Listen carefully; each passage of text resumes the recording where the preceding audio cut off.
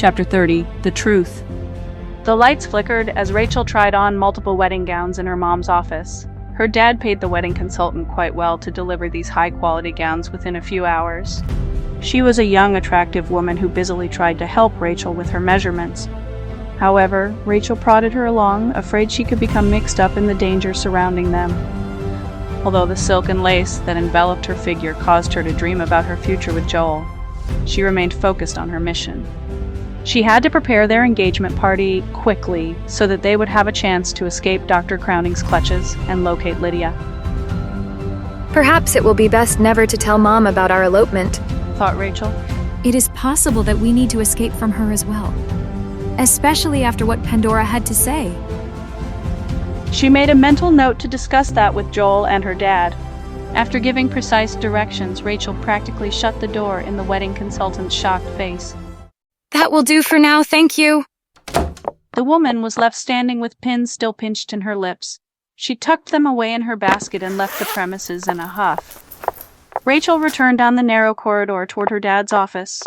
Before reaching his door, she saw another door ajar that led to the mirror room. She could not help but peek inside. Dr. Crowning was sitting beside the mirror with his back to her, and Rachel hid in the shadows with her phone, once again capturing what she saw. He seemed to be tinkering with some sort of jewelry. Dr. Crowning's voice pierced the silence. With this new stone, we should get the results we've been waiting for, he said with a smirk. Rachel's mother walked over and stood beside him. You're a genius, Dr. Crowning. After these long years of waiting, today could be the day. He pried out the stone from its necklace and held it up. Rachel blinked and tried to focus, zooming in with the camera on her phone. She recognized the pendant. It was Lydia's. Her agate stone with its bright lavender swirls emanated as Dr. Crowning took it and added it to the centerpiece at the top of his mirror. Rachel had to control her breathing as anger began to raise her heartbeat. It got worse as her mother followed Dr. Crowning, grabbing his shoulder and leaning forward to kiss him right on the mouth. Just before she could, Dr. Crowning turned and pushed her away in disgust. Don't be ridiculous. We have to stay focused. You have too many distractions to remedy before we can proceed successfully, and I expect you to have it done before tonight. Yes, I will see to it. I am taking care of one of those problems as we speak, Ishani said, back to her usual stiff self. Rachel grimaced in repulsion. Not only was her mother betraying her dad, but she was in on Lydia's kidnapping and no telling what else. Good. Now let's see if this works as it should. Dr. Crowning double-checked that all of the jewels were secure. He walked behind the mirror and powered up the particle collider connected to it. Lydia's agate stone shone brighter than ever, lighting the entire room. Dr. Crowning went toward the mirror as Ishani watched closely. Slowly, Dr. Crowning placed his hand through the mirror. The glass enveloped his hand like water, seeming to trickle through from another dimension. Then it began to plume smoke as if it had turned to fire. The revolting smell of singed flesh permeated the air. In the reflection, his face changed from sheer joy to sheer panic. Oh, turn it off! Turn it off! He screamed. His hand was stuck and Ishani raced to the switch and shut it down. When she returned to him, a portion of his hand was charcoaled and serrated. Two of Dr. Crowning's fingers were gone. Get me someone now. He attempted to stop the bleeding with the white cloth around Lydia's necklace. It rapidly pooled red with blood. His painful expressions twisted into fits of rage. Rachel warily withdrew further. Of course, I'll get the medic. Ishani rushed toward the exit. Rachel hid around the corner as Ishani bolted down the corridor. Once out of sight, Rachel ran in the opposite direction toward her dad's office. Dad! When she burst through his door, she found him dozing at his desk, a pen still in his hand. Dad! She tugged on his shoulder and he began to stir. What is it, sweetie? I'm sorry, I must have dozed off. His head felt like a ton of bricks. He shook it off and saw that Rachel was distressed. Dad, I'm not sure how to say this, but we are all in danger. I'm sure Dr. Crowning is the one behind Lydia's kidnapping. He has her jewel using it in his crazy experiments, and Mom is in on it. Just look. She played the video that she had just recorded. Ivan's face grew pale, and he realized how far things had gone. Dr. Crowning never fell for your mother's schemes.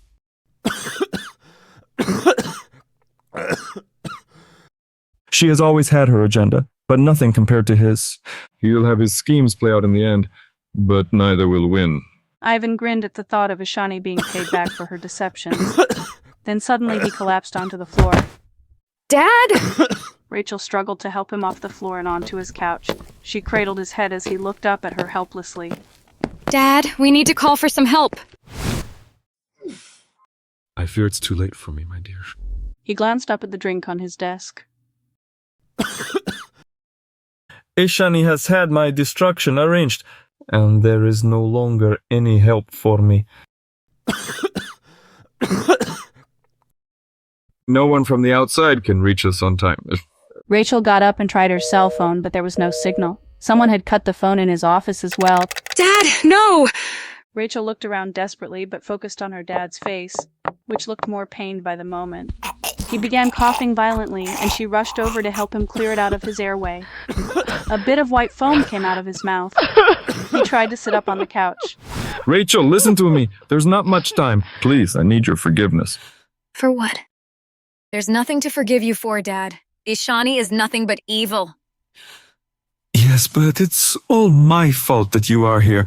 I was the one that wanted to adopt a little girl. When we first met, Ishani also wanted children, but she began to change. You came along and... How can I... It's okay, Dad. Rachel's lip curled, and she began to cry in defeat, knowing that there was nothing that she could do. No. His coughing grew worse, but he held it together. You came along and we were so happy to have found you. However, as you grew, I could not help but feel guilty when I saw how much you resemble your mother. And your father. What do you mean? Asked Rachel. It did not take long for Ishani to realize what I had discovered. But now, my life is over, and yours is at stake. I only had my suspicions before. That's why I tried to keep you away for so long. Rachel realized he was finally opening up to what had stressed him out for many years. Why her dad kept his distance as they traveled for work without her. Ivan allowed himself to say it aloud, the major regret from his past that haunted him daily. I must tell you, there was once a girl that we worked with, Ishani's sister. Ivan's memory flashed back to Ishani's twin sister Annika, the woman in Pandora's picture. She and Pandora always looked so happy together, which contrasted sharply with what he had with Ishani, who had always been jealous of her. Annika and Pandora had secretly eloped. Her family was against it. Once they figured it out, they forced them apart and threatened Pandora's life if he did not stay away from her. She was pregnant at the time, and she eventually ran away from them. That's when you came along. What? Rachel continued listening to the whole story in shock. She looked down at her bracelet. Ivan coughed more, and the intense pain in his gut twisted further like a knife. Despite it, he continued. Later I found out that Dr. Crowning was involved. After he sent Pandora away on business, he had Annika's hut burned to the ground and kidnapped her and her baby. When they brought her here, I saved the baby and tried to save her. They hoisted Annika upon a pole, but she seemed as if she was willing.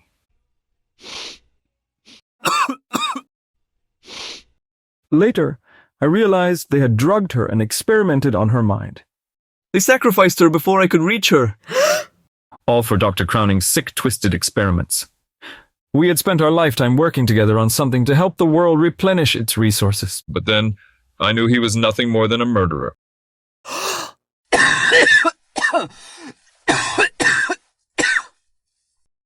I wanted nothing more to do with him. Rachel looked up at him in shock, and Ivan continued. However, Dr. Crowning threatened Ishani, the baby, and me if we said anything about what had happened. He also promised not to continue any more rituals. He allowed Ishani and me to raise Annika's daughter as our own, since we could never have children. Pandora's daughter, yes, you, Rachel. I had to play the part or we would all die. I named you Rachel, and Pandora had no idea. Pandora thinks his wife had committed suicide and that her parents raised their daughter. Eventually, I suspected that Ishani was in on the whole thing to murder her sister. Now, I know for sure. You have to get away from her. Ivan grimaced in pain and looked closely into Rachel's face. You have your mother's gentle eyes and your father's smile. Rachel, you are the daughter of Annika and Thomas Katz, the third, also known as Dr. Pandora. Rachel's eyes widened as her mind raced back into the distant past. Again, she remembered herself as a toddler playing with the charms on her mother's bracelet, and her mother took it off, allowing her to have it. The charms sparkled in the light as her mother continued to sing. She'd always thought it was Ishani, however, her eyes looked more like Annika's expression. Rachel closed her eyes for a moment, trying to remember the song. However, she remembered something disturbing. The brutish man was there, the driver who delivered her to Ishani and Ivan. He pushed Annika down, knocking Rachel to the ground. Rachel crawled under a table to hide, but that was all she could recall. Rachel stood up. We are not giving up, Dad. I'm going to get you some help. She began to rush toward the door. Suddenly, Pandora burst into the room. Pandora, praise God that you are here. Rachel was overwhelmed with emotion, hugging him. We need your help. It's Dad. He's dying. Ishani has poisoned him. Pandora rushed over to Ivan, who was getting worse and beginning to lose consciousness. Pandora, Thomas, Rachel, you must forgive me, please. Pandora looked at him. There is nothing to forgive. I knew that Dr. Crowning and Ishani's treachery would come out somehow. Hold on, Ivan. I know the poison that they've used, and I have the antidote. I always keep it with me, as I've never trusted them. This is not the first time I've seen their poison at work. However, I must confess that I thought it would be me instead of you, my friend. Pandora pulled a small vial from his lab coat and administered it to Ivan. Drink this down. Ivan quickly gulped down the bitter taste, which immediately began to relieve the sharp pain deep inside. His pale face began to revive with color. Thank you, Pandora. Yes, thank you, Pandora. I don't know what we would have done if you hadn't come when you did, said Rachel, trembling. Rest for a few more moments until the antidote takes hold. Ivan listened to Pandora and closed his eyes. In the meantime, we need to think of a way to get you both out of here without being seen. I know you won't like hearing this, Rachel, but the tunnels seem our only option. Anything sounds better than staying here. But Pandora, you must come with us. They paused and looked at one another awkwardly while Ivan was resting. She motioned for Pandora to follow her to the side library attached to Ivan's office. Once alone, she said, They were wrong, Pandora, about Annika's suicide. Pandora looked at Rachel, confused. Rachel took a deep breath. I remember her. I remember Annika. I know it. And Dad has told me everything. Dr. Crowning and Ishani killed her. Pandora's repressed anger was kindled. He clenched his jaw and his face grew red. I've suspected something like this. They said Annika had passed away while your parents had gone to work in the United States, and that is when they adopted you. Ishani never even came back for the memorial service. She said there was too much danger from some of her people back in India. They hated the fact that Ivan had converted to Christianity. They also hated me for being a white British man. Pandora choked back tears hidden away for over 15 years. Annika and I had a daughter together. They've taken her from me. I didn't even get to see her once she was born. I don't know if she's even alive. They said that Annika had committed suicide, that since she had converted to Christianity, she was convinced that the end of the world was coming. That this place, Prism, would usher in the end of it all. Pandora looked around the room, pointing his fingers in the air. That I would be responsible for the doom of humanity, that I was the reason for her death. I didn't believe it before, but maybe they were right. Listen, Pandora. Seeing Annika's picture has made me realize that one of my dearest memories of my mother was with Annika, not Ishani. Pandora looked closely into Rachel's eyes and noticed a familiarity. His face softened. Rachel closed her eyes and bit her lip. Although her lungs felt deflated, she managed to suck in a deep breath. Then she began humming the tune Annika was singing. Pandora's face changed into the tender realization that Rachel was singing a song only his wife knew. Tears welled up in his eyes. And we shine so happy, so divine.